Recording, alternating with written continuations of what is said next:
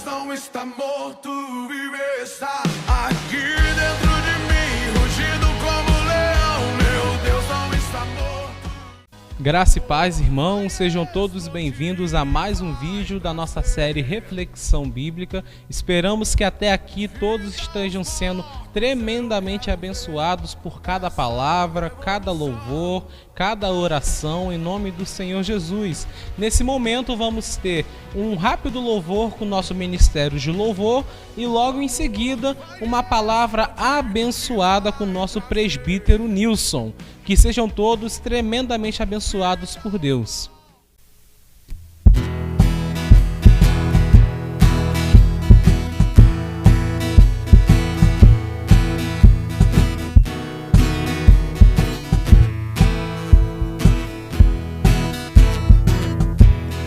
Oh, quão bom e agradável ter amigos e irmãos, comunhão,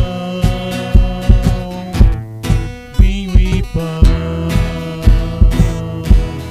como orvalho desce da montanha sobre a relva o nosso chão, comunhão, vinho e pão. Encontrar em Cristo bom tesouro, meus amigos e irmãos, todos juntos em adoração.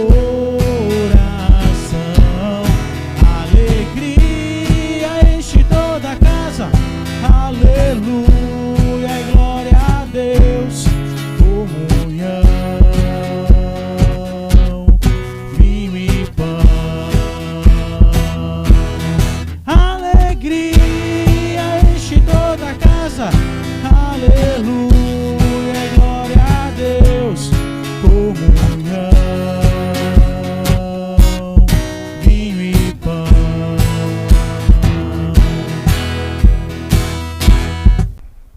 A graça e a paz do Senhor Jesus a todos os irmãos.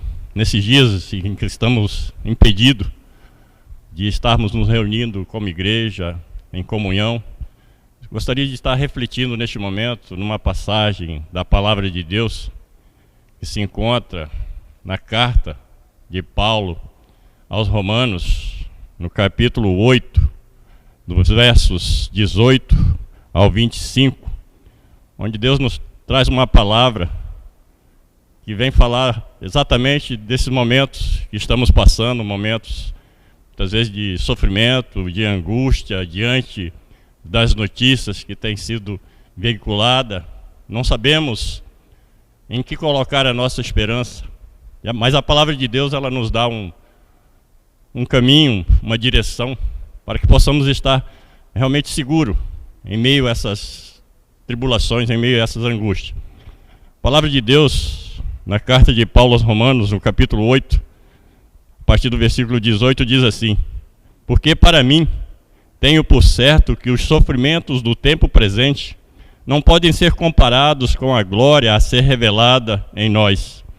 A ardente expectativa da criação aguarda a revelação dos filhos de Deus, pois a criação está sujeita à vaidade, não voluntariamente, mas por causa daquele que a sujeitou, na esperança de que a própria criação será redimida do cativeiro da corrupção para a liberdade da glória dos filhos de Deus. Porque sabemos que toda a criação, a um só tempo, geme e suporta angústia até agora. E não somente ela, mas também nós, que temos as primícias do Espírito, igualmente gememos em nosso íntimo, aguardando a adoção de filhos, a redenção do nosso corpo, porque na esperança fomos salvos. Ora, esperança que se vê não é esperança, pois o que alguém vê, como espera? Mas se esperamos o que não vemos, com paciência aguardamos.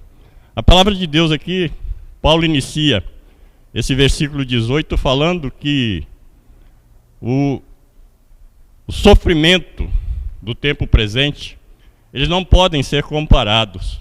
Ou seja, nós passamos por situações difíceis, mesmo como cristãos, estamos sujeito aos acontecimentos, a tudo que acontece ao nosso redor, mas a palavra de Deus, ela nos dá um alento, ela nos dá uma saída, ela nos dá um escape. Ou seja, tudo que nós passamos aqui, seja por sofrimento, seja por pandemia, epidemias e qualquer outras mias que vierem, nós podemos ter segurança, termos uma certeza que passaremos por esse tempo, e se a morte vier nos alcançar, ou se essa pandemia vier ceifar as nossas vidas, nós temos uma certeza que nós temos uma esperança, nós temos um local que, segundo a palavra de Deus que nós lemos aqui,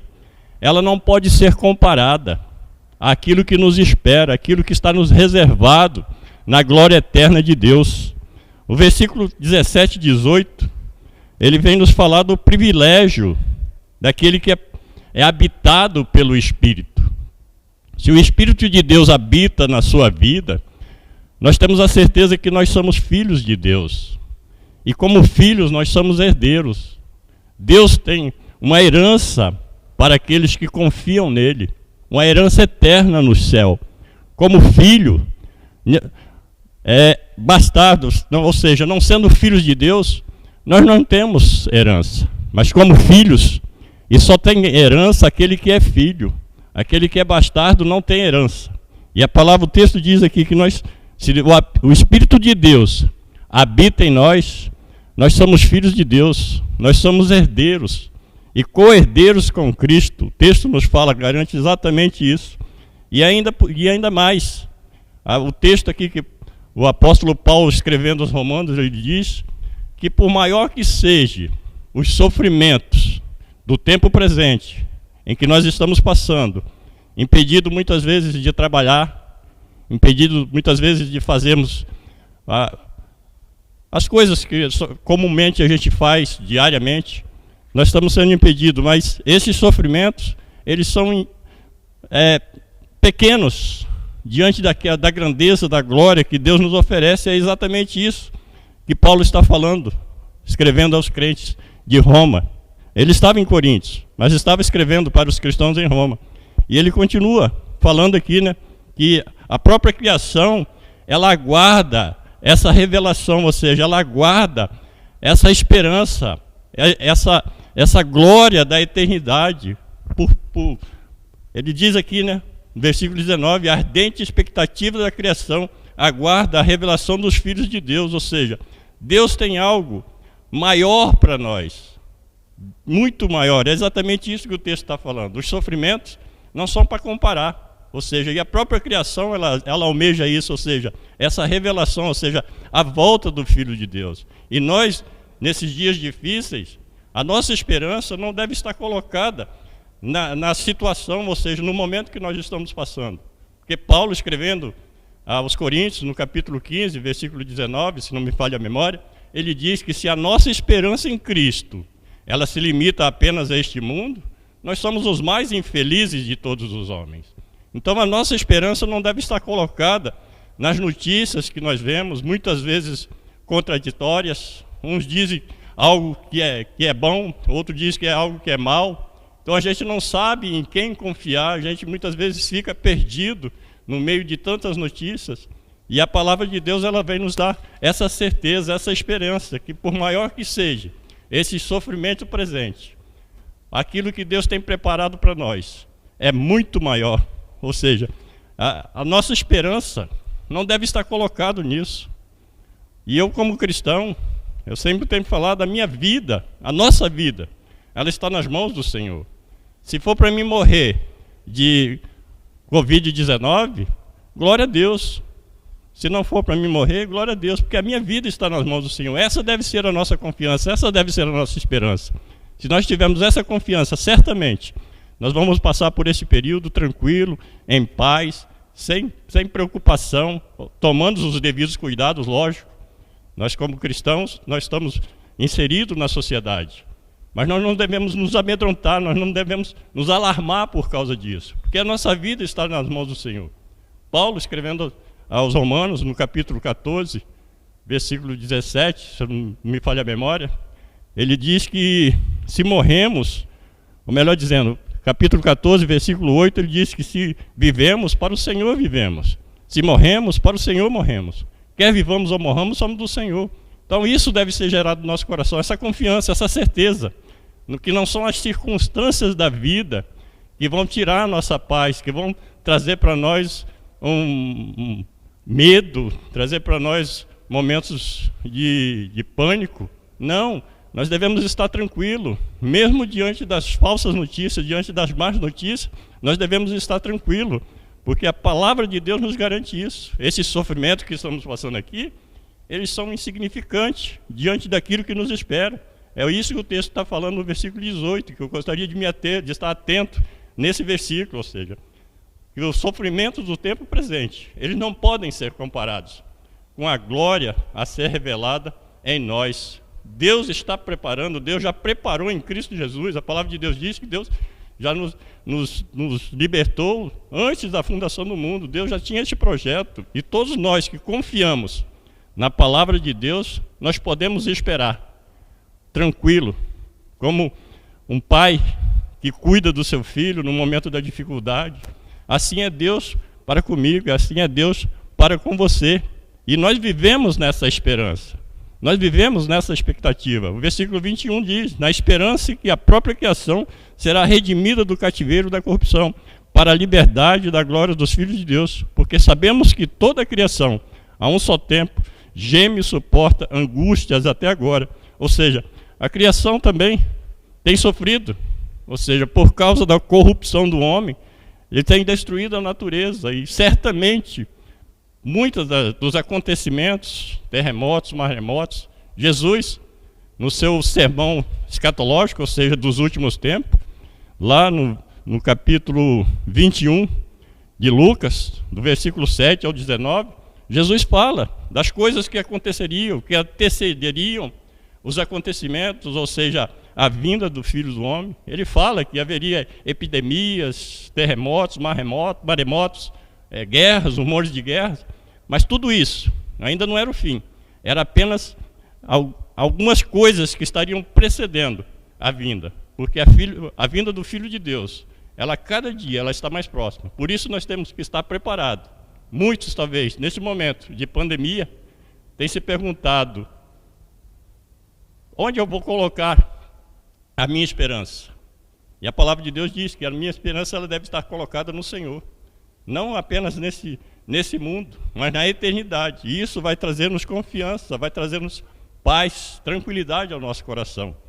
E ele continua, versículo 23, ele diz: não somente ela, mas todos nós que temos as primícias do Espírito, ou seja, todos nós que temos a habitação do Espírito, a presença do Espírito de Deus na nossa vida, ele igualmente gememos em nosso íntimo, aguardando a adoção de filhos, a redenção do nosso corpo. Essa deve ser a nossa expectativa, essa deve ser a nossa posição diante dessa pandemia, diante dessas notícias que têm trazido, talvez, intranquilidade ao seu coração. E a gente vê muitas pessoas comentando, ou seja, e a prova do nosso medo, da nossa angústia, é que as pessoas não têm saído de casa, têm se tornado prisioneiras dentro das suas próprias casas. E é curioso que um abraço hoje se tornou uma arma, um aperto de mão se tornou uma arma, o beijo se tornou uma arma. Então a gente está vendo que as coisas estão se invertendo. Algo que antes era agradável, hoje se tornou uma arma. Ou seja, a distância se tornou a melhor coisa a ser feita. E a gente sabe que não é isso. A palavra de Deus nos fala que nós devemos nos amar uns aos outros. E você demonstra um amor através de atitudes, através de gestos, de um abraço, de um beijo, de um aperto de mão. Então, ou seja, eu entendo que parte de todos esses acontecimentos é uma ação do maligno contra, talvez, a igreja do Senhor, para tentar desestabilizar, porque tem crescido o número de evangélicos, tem crescido o número de pessoas que têm dito que são cristãos, que têm servido a Deus. E por isso o inimigo certamente não vai estar satisfeito. E ele vai colocar situações. Mas o que eu quero deixar para os irmãos para a igreja do Senhor é que você não se desespere. Espere no Senhor. Coloque a sua confiança, coloque a sua vida nos cuidados de Deus, porque certamente aquilo que Deus preparou antes da fundação do mundo, para mim e para você, é muito maior. O texto fala isso. Os sofrimentos do tempo presente não podem ser comparados à glória a ser revelada em nós. Essa é a minha esperança. E Deus, ele continua dizendo aqui, né? Ou seja, e a esperança que você vê não é esperança. Se você vê como você espera. Então, a nossa esperança está em Deus. E principalmente nas promessas que Deus fez para mim e para você como cristão. Ele tem um lugar reservado nos céus. E aí o versículo 24 diz, porque na esperança fomos salvos. Ora, a esperança que não se vê não é esperança. Pois o que alguém vê, como esperar? Mas se esperamos o que não vemos, com paciência aguardamos. A palavra de Deus diz, né, a criação que Deus declarou boa, ela ficou sujeita à vaidade. E a frustração, quando o pecado entrou no mundo, por Adão, Deus a sujeitou em esperança. Nós vivemos na esperança, nós não vivemos por esperança. A nossa esperança está no Senhor, porque Ele prometeu que Ele viria e nos resgataria. Romanos fala claramente aqui, por meio da sua palavra. Paulo escrevendo Romanos, ele fala claramente, por meio da sua palavra. Ou seja, nós esperamos, esperança que não se vê, e com paciência. Ou seja, neste momento, talvez a palavra mais acertada para a gente usar seria paciência. Porque toda tempestade, por maior que ela seja, por mais tenebrosa que ela seja, ela tem um momento que ela vai passar. E depois de toda a tempestade, vem a tranquilidade, vem aquele alívio. E essa é a nossa esperança. Nós estamos passando por essa tribulação. Conforme o salmista diz, ainda que eu ande pelo vale da sombra da morte, eu não temerei mal nenhum, porque Deus está comigo, porque tu estás comigo. A tua vara e o teu cajado me consola. A palavra de Deus, ela tem promessas tremendas para a minha vida e para a sua vida. Basta que nós venhamos colocar a nossa esperança naquele que tem todo o poder, naquele que tem todo o domínio, naquele que nada foge ao seu controle. Embora muitos pensem que o mundo está descontrolado, conforme a gente vê muitas músicas falando disso, mas Deus, ele continua no controle. E ele tem um desejo no seu coração, que aqueles que se dizem servos do Senhor, que venham buscá-lo com maior intensidade, com maior dedicação. Que esse não seja um momento, embora nós estejamos sendo impedidos de nos reunirmos, de estarmos em comunhão na igreja com os irmãos, mas que nós venhamos intensificar as nossas orações, a nossa busca do Senhor, para que Deus reverta esse quadro. Israel passou por situações de pestilência, de pragas, e as armas que eles usaram para reverter esse quadro foi a oração, foi a obediência à palavra de Deus. A minha palavra para o seu coração neste dia é que você realmente também guarde essa palavra no seu coração e que você espere naquele que tem todo o poder, que pode livrar a tua vida de qualquer que seja a situação, qualquer que seja o problema, qualquer que seja a dificuldade, para a glória do nome dele. Que Deus nos abençoe com essa palavra e que você receba no seu coração essa palavra como uma palavra de esperança, uma palavra de segurança. A nossa segurança está no Senhor, naquele que criou os céus e a terra. Ele tem todo o controle, porque foi Ele que criou todas as coisas, para a glória do seu nome. Amém. Que Deus nos abençoe. Vamos orar agora, encerrando essa breve meditação da palavra de Deus. Fecha o teu olho comigo. Vamos falar com Deus neste momento. Pai querido, nós queremos te agradecer pelo privilégio que temos, ó Deus, de sermos instrumento nas mãos do Senhor. E o Senhor conta comigo, o Senhor conta com cada um de nós, como servos do Senhor, como a tua palavra diz lá em 2 Crônicas 7,14, se o meu povo, que se chama pelo meu nome, se humilhar e orar, Essa é a vontade de Deus, que o povo dele esteja buscando, orando, clamando a Ele, para que Deus esteja cessando. Foi exatamente isso que o povo fez no momento das pestilências, no momento das epidemias. Buscou o Senhor e o Senhor ouviu do céu e cessou. E a minha oração a Ti, ó Deus, é que o Senhor esteja cessando essa pandemia, ó Pai querido, para que possamos voltar à rotina, possamos, ó Deus, como povo de Deus, estar reunido num templo, na casa do Senhor, que foi o lugar reservado para a adoração do Teu nome, ou seja, em comunhão um com os outros, e que esse, ó Deus, momento seja um momento, ó Deus, para que nós venhamos refletir se realmente nós temos sido servos do Senhor, que tem agradado o Teu coração. Faz um milagre, ó Deus, na vida dos Teus filhos a cada dia. Nós Te pedimos essas bênçãos e Te oramos assim, ó Deus, com gratidão no nosso coração, em nome de Jesus. Amém e amém.